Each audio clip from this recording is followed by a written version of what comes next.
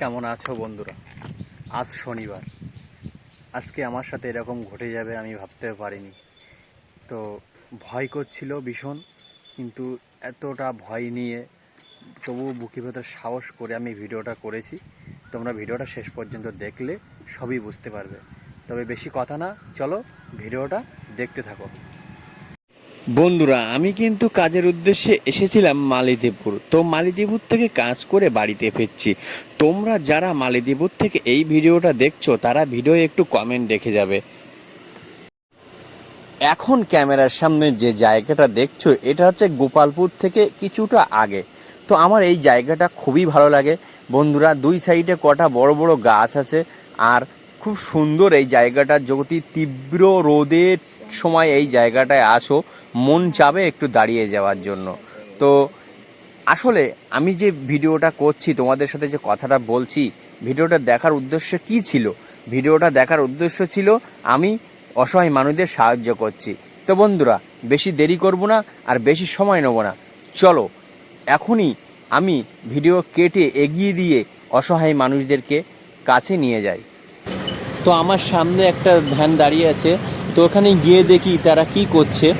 তো গিয়ে দেখলাম পেছনে চেন পড়ে গেছে, চেনটা তুলছে। কাকাকে জিজ্ঞাসা করলাম যে কাকা কোনো হেল্পের প্রয়োজন আছে? তা কাকা বললো না, আমাকে হেল্প করতে হবে না।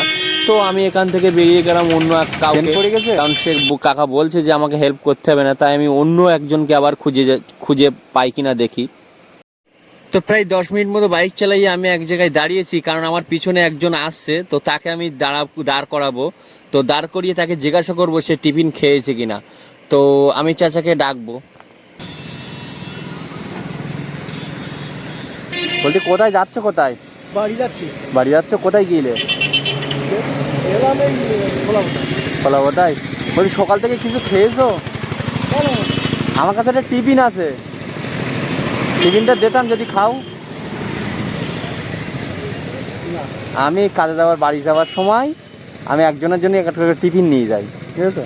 একটু জলের পানির বোতল আছে, একটু কলা রুটি আছে,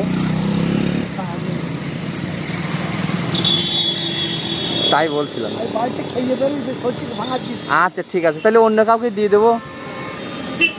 আজ কেন এরকম হচ্ছে বুঝতে পারছি না। আমার পিছনে একটা মহিলা পাগল বসে আছে, যাই তাকে খাবারটা দিয়ে দেখি, কিন্তু প্রচণ্ড ভয় লাগছে, কেননা দুজন তো কেউই নিল না।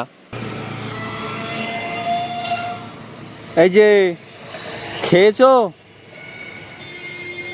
হ্যাঁ, এ নাও, এই যে ধরো, খাবে না? আমি তাকে কথা বলার জন্য চেষ্টা করেছি, কিন্তু আমার সাথে কথা বলছে না। তো খাবারটা আমি তার সামনে রেখে দিয়ে যাই, যদি সে খেয়ে নেয় খুবই ভালো। কেননা যখন খাবারটা রাখছিলাম সে খাবারের দিকে তাকাচ্ছিল খুব অবাক হয়ে। তো আমার মন বলছে সে খেয়ে নেবে, কারণ প্রচণ্ড গরম পড়ছে, রৌদ্র আছে। একটা ঠান্ডা জলের বোতল দিয়েছি, একটা খালি বোতল নিয়ে বসে আছে। তো এটা রেখে আমি যাই, দেখি পরে খেয়ে নেবে।